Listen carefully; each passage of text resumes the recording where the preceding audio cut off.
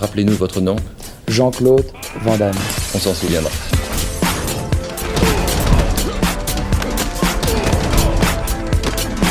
Van Damme Express.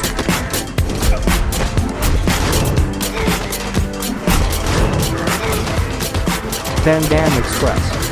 Salut tout le monde, vous écoutez Van Damme Express, le podcast qui regarde tous les films de Jean-Claude Van Damme et qui les classe les uns par rapport aux autres. Van Damme Express. Aujourd'hui, je vais vous parler de Blackwater, un film réalisé par Pasha Patricky en 2018, une production Saban Films. C'est la société de production de Haïm Saban, qui est une société d'investissement global qui fait des films, mais historiquement c'est une société qui a produit et on va dire distribué beaucoup de dessins animés japonais dans le monde occidental et notamment aux États-Unis. Alors on parle quand même de Dragon Ball Z, des choses comme ça. Puis il a à son actif Power Rangers, qui est une de ses créations. Il va commencer en fait par juste piquer des stock shots au Japon des séries Bioman et tous les Sentai, donc les séries d'escadrons comme ça qui pullulent au Japon à cette époque. Il va les il va les maquiller, les habiller avec des images de lycéens américains. Il va reprendre toutes les scènes d'action. Il va produire cette série Power Rangers qui va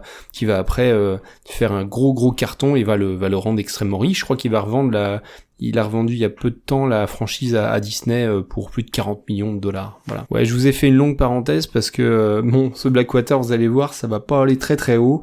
Donc c'est un film réalisé par Pasha Patricky, qui est son seul film. C'est un directeur photo et un producteur. Alors j'ai regardé un peu sa filmographie, c'est pas, y a rien du tout à dire, hein, c'est absolument pas brillant, rien de génial. Le film est assez immonde en termes de photos. On est dans l'Yes Man pas cher et qui fait des trucs en bricolant. Qu'est-ce qu'on a au casting? On a donc Jean-Claude Van Damme, on a également Dolph Lundgren. C'est une escroquerie totale, hein. Il partage l'affiche, mais il a 10 minutes d'image à l'écran.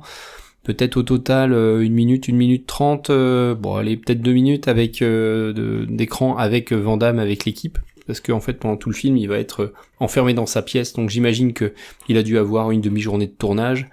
On a tourné une dizaine de plans où il est enfermé dans une cellule, et 1 minute 30, dont une scène d'action. Allez, une deuxième à la fin. Et voilà.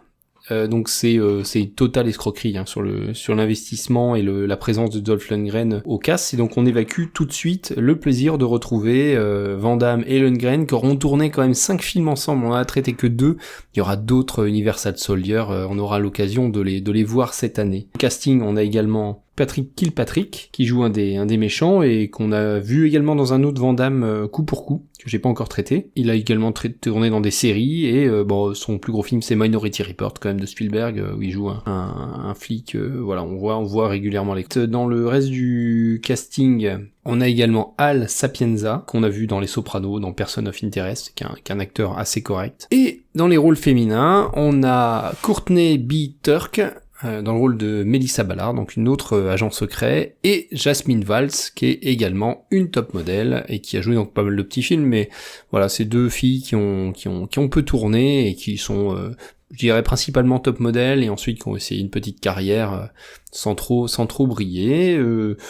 Elles font le job dans le film, elles font purement le job d'atout charme, sans vraiment briller, mais aucun des personnages n'est réellement bien écrit, donc ça n'est pas vraiment grave. Ah, comment t'as deviné? Oh Scott, je ne te l'avais pas dit. C'est l'un de mes nombreux talents. Vous croyez qu'il le cache où? Il le cache là où nous le trouverons.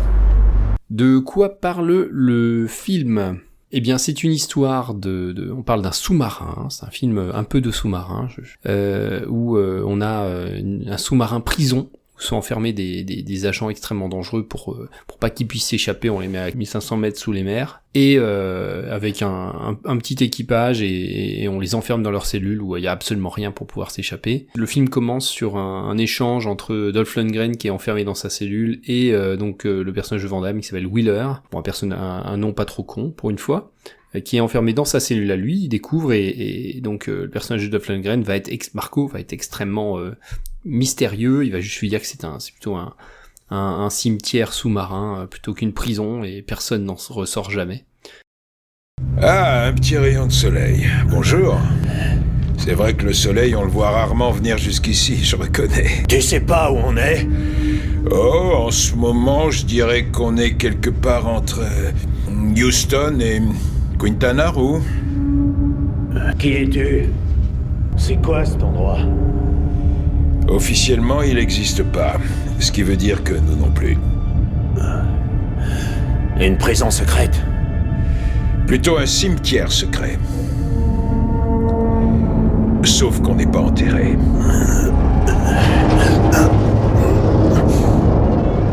Bon, c'est aussi un petit escroquerie de scénario. On fait un flashback pour savoir comment il est arrivé ici, et en fait il était agent secret pour les services secrets américains. Il faisait équipe avec une femme, donc cette Mel Ballard, donc avec qui il va passer une nuit également torride. Ça permet de placer un plan avec une femme dénudée. Je pense que dans ce genre de série c'est quand même important. Et ensuite il va y avoir des scènes d'action avec des fusillades, parce que ils ont tous les deux une partie d'une espèce de clé USB qu'ils vont appeler un driver, et d'une clé de décryptage, donc deux parties qui ensemble combinées permettent de connaître les positions de tous les agents dormants américains, extrêmement dangereux. Il y a un groupuscule terroriste qui les attaque, qui tue Mel Ballard, et qui est donc le personnage de Jean-Claude Van Damme va essayer de trouver son indique et lui refiler la clé, mais son indique est décédé quand il arrive au rendez-vous, et il s'est fait capturer par la CIA, qui l'emmène dans ce sous-marin, mais on se rend compte ensuite que il y a une personne qui est corrompue à la CIA et qui veut récupérer tout ça pour lui, et commence donc, en attendant, ils vont interroger Jean-Claude, qui bien entendu s'échappe, et ensuite on a le film qui démarre, donc ça fait un quart d'heure à peu près à ce moment-là, avec Jean-Claude qui va essayer de se déplacer dans ce sous-marin, avec Jasmine Valls qui joue Cassie Taylor. Il va donc lutter contre les différents terroristes, il va finir par s'allier avec Dolph Lundgren, qui va apparaître 1 minute 30 et puis qui va dire non, moi j'ai trouvé celui que je cherchais, je vais le torturer, je vais l'embêter, continuez sans moi, au revoir. On le reverra à la fin du film juste pour une petite scène. Et voilà pour le scénario. Et je sais pas par quoi commencer. Alors on va commencer par les incohérences. C'est un film que j'ai trouvé très mauvais. Enfin c'est ni fait ni à faire. La photo est dégueu. Donc c'est un sous-marin. Je pense qu'ils ont tourné ça plutôt dans un bateau parce que tout le décor est assez grand. C'est des grands couloirs de 3 mètres de large. Alors si vous avez déjà visité un sous-marin, ça se passe jamais comme ça. Il y a énormément de place. Il passe beaucoup de temps à traverser des couloirs. C'est un film qui prend beaucoup son temps, avec des dialogues devant des portes, des chants contre chants sur des dialogues pour expliquer ce qui se passe, et vraiment gagner du temps. Le sous-marin a l'air vraiment immense, pourtant ils sont 10 dedans, et ils font des mitrailles, enfin ça mitraille à tout va, ce qui est complètement incompatible avec un truc de sous-marin. On pourrait se dire c'est chouette un sous-marin, il y a plein de situations à mener, mais en fait le film n'en mène même pas. Il y a un début de sabotage où Van Damme il sabote les ballasts, et en fait au bout de 10 minutes c'est résolu, donc on n'est jamais en danger dans ce sous-marin. À la fin le sous-marin fait surface et tout le monde peut s'échapper sans problème. D'ailleurs ça aurait pu être un problème parce que on a l'espion et Dolph Lundgren qui arrivent à échapper aux forces de police, alors que il y a une sortie sur un sous-marin. C'est difficile quand même de se planquer, ou alors ils sont très loin de la côte, de nager jusque là. Enfin, on n'y croit pas une seconde. Et puisqu'on est dans les incohérences, on a des choses un peu débiles donc sur les fusillades. Les fusillades sont assez moyennes. On a des champs contre champs avec des gros plans sur les gens qui tirent un peu au hasard, et puis des impacts de balles pas trop mal faits. On a des blessures bizarres. À un moment, il prend une balle clairement dans le poumon, mais c'est comme s'il avait juste mal à l'épaule. Ça, c'est Van Damme. On a également l'héroïne qui prend une balle en plein ventre. On n'a aucun doute sur le fait qu'elle soit morte sur le coup. Elle fait un bond de 4 mètres en arrière et tout. Il y a du sang. En fait, non. 2 secondes plus tard, Van Damme la relève et dit Vous avez de la chance. Il aurait pu tirer à balles réelles. Et hop, c'est reparti. On a également une agent secret qui court en plein découvert face à 4 ou 5 tireurs avec des mitrailleuses. Tout se passe à peu près bien. Bon, elle finit par se prendre une balle au bout de 10 minutes, mais je pense qu'on va arrêter là et je vais vous passer un petit extrait. Arrêtez-moi si je me trompe, mais c'est un bâtiment reconditionné de la marine. Tout à fait. À la fin de sa carrière, le gouvernement a décidé de ne pas l'envoyer à la casse. Et il a été transformé pour accueillir tous les terroristes de la planète. D'anciens marins sont payés pour le diriger. Ils restent de leur côté, on reste du nôtre. Et chacun s'occupe de ses petites affaires. Il y a des rumeurs sur ce navire. En fait, je pensais qu'il n'existait pas. Il n'existe pas. Dans la mesure où la CIA est dans le jeu, on n'est jamais venu ici. L'homme qui va rester dans cette cellule est un officier décoré et surtout un tueur entraîné. On lui a appris à s'adapter, à improviser. Et même s'il trouvait le moindre petit bout de fil dentaire, je vous promets qu'il s'en servirait pour s'échapper d'ici. Faites-moi confiance, agent Ferris. Il ne peut pas s'échapper. Personne ne le peut. Il ne le pourra jamais. Vous l'avez laissé mourir! Mais... il était déjà mort. Luther, c'est pas vrai! Il aurait pu vivre et vous le savez! Je devais prendre une décision. Vous avez eu de la chance, lui non. Il allait mourir. Non, vous vouliez juste vous en sortir. Écoutez, je sais que c'était votre ami. Je suis désolé. Mais c'est notre job. Bon, il faut noter ce film.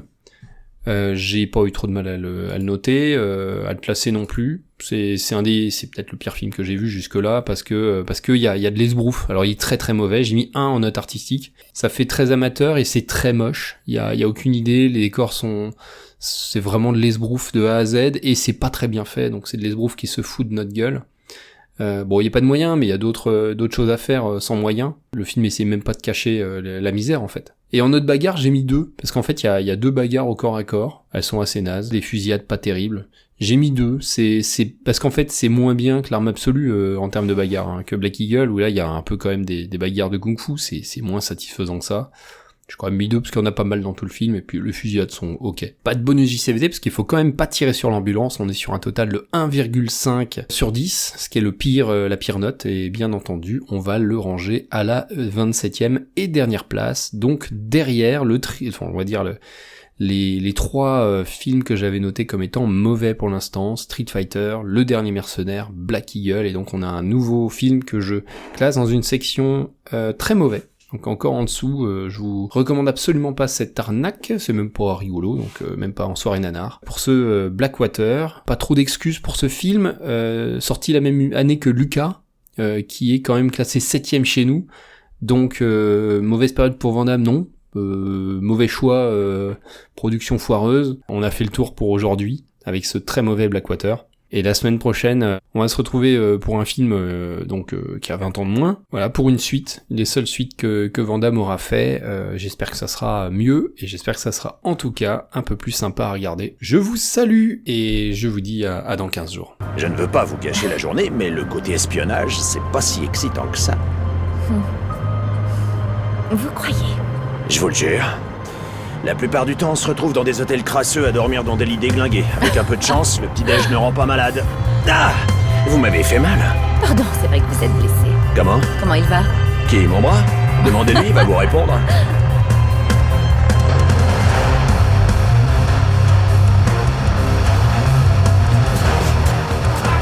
Van Damme Express.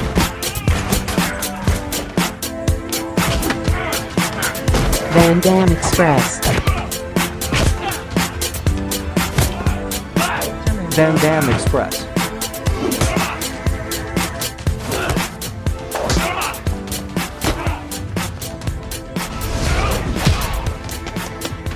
La route. Là où on va, on n'a pas besoin de route.